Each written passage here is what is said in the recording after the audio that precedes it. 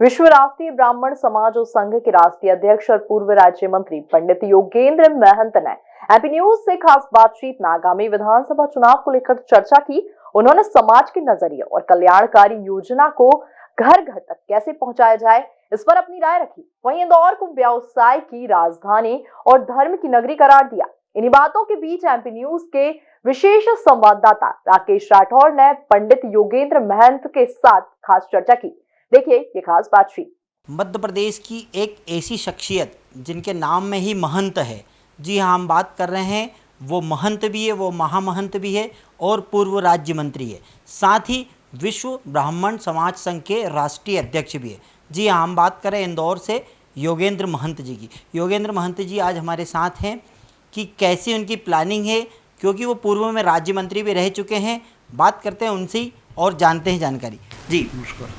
आने वाले समय में चुनाव है, चुनाव के लिए किस प्रकार का समाज का नज़रिया रहेगा और क्या होना चाहिए आपके हिसाब से? निश्चित रूप से मध्य प्रदेश एक पूर्ण विकसित और बहुत ही फैला हुआ सर्व आयामी प्रदेश है।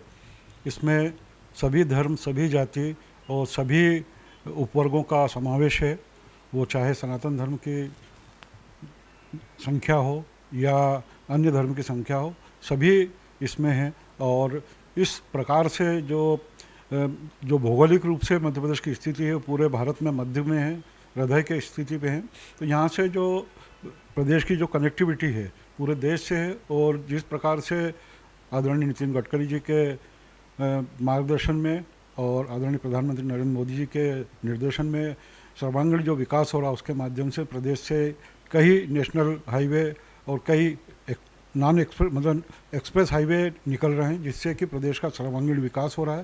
प्रदेश के मुखिया आदरणीय शिवराज जी चौहान साहब के नेतृत्व में विगत कई वर्षों से मतलब 4 बार के वो मुख्यमंत्री हैं, और उन्होंने हर समाज को, हर वर्ग को, चाहे वो पिछड़ा वर्ग हो, एससी वर्ग हो, एसटी वर्ग हो या सामान्य वर्ग हो, सभी वर्गों का ध्यान रखते हुए, सभी जातियों का ध्यान रखते हुए उनके सर्वांगीण विकास के लिए बहुआयामी योजना उनकी है। जन्म से लेकर मृत्यु तक जितने जो संस्कार होते हैं मानव में, उन हर अवसरों पे उन्होंने लाडली बहन योजना हो, कन्यादान योजना हो मुख्यमंत्री, या अन्य डिलीवरी वाली योजना हो, प्रसूति वाली योजना हो, या हर समय प्रदेश सरकार जो है वो हर वर्ग की सेवा के लिए, उनके सहयोग के लिए तत्पर रहते हैं।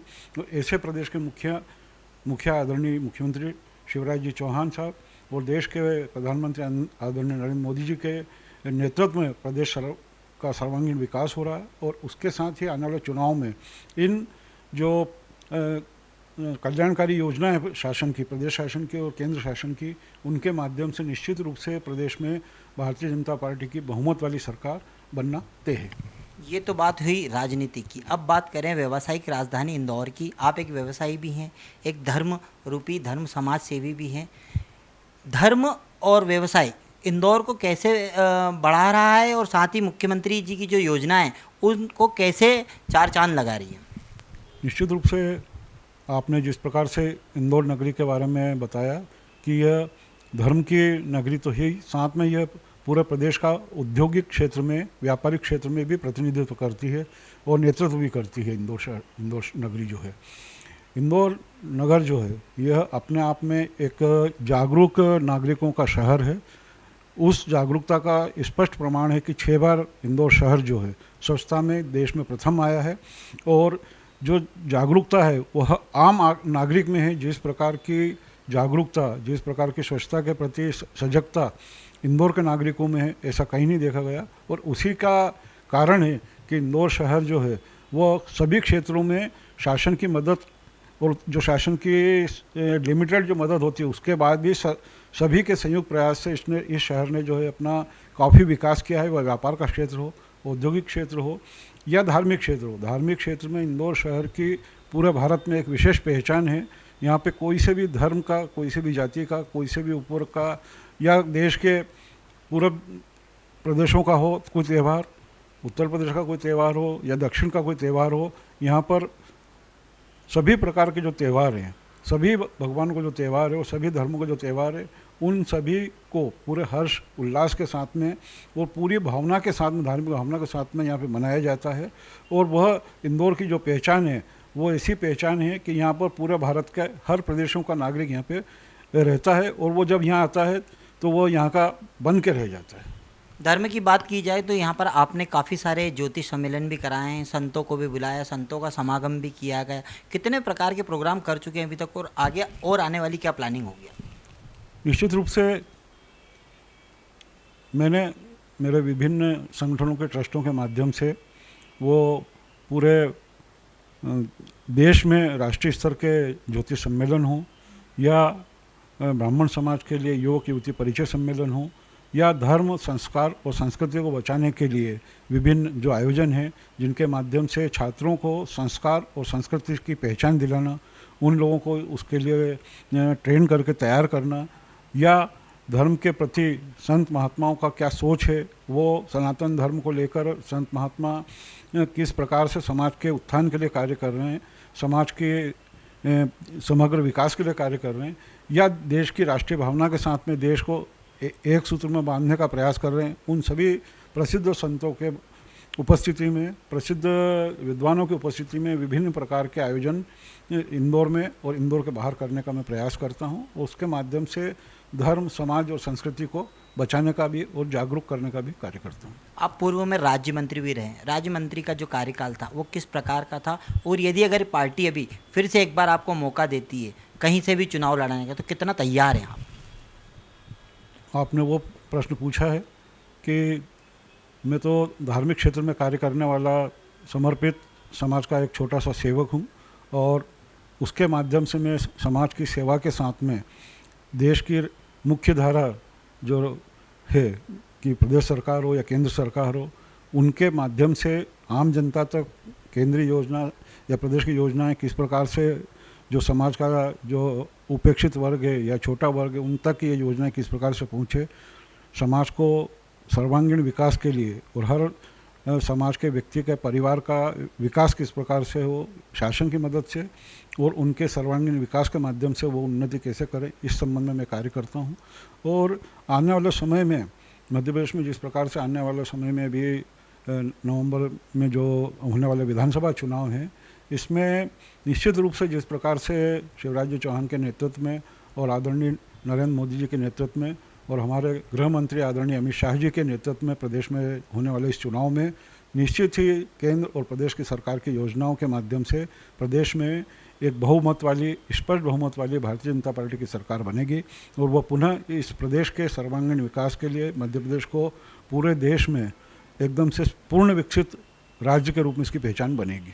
कितनी सीटें का दावा करते हैं कि कितनी सीटें लगभग आ जाएगी, और साथ में मालवा निमाड़ में अगर बात की जाए तो मालवा निमाड़ पर कितना फोकस रहेगा पार्टी का?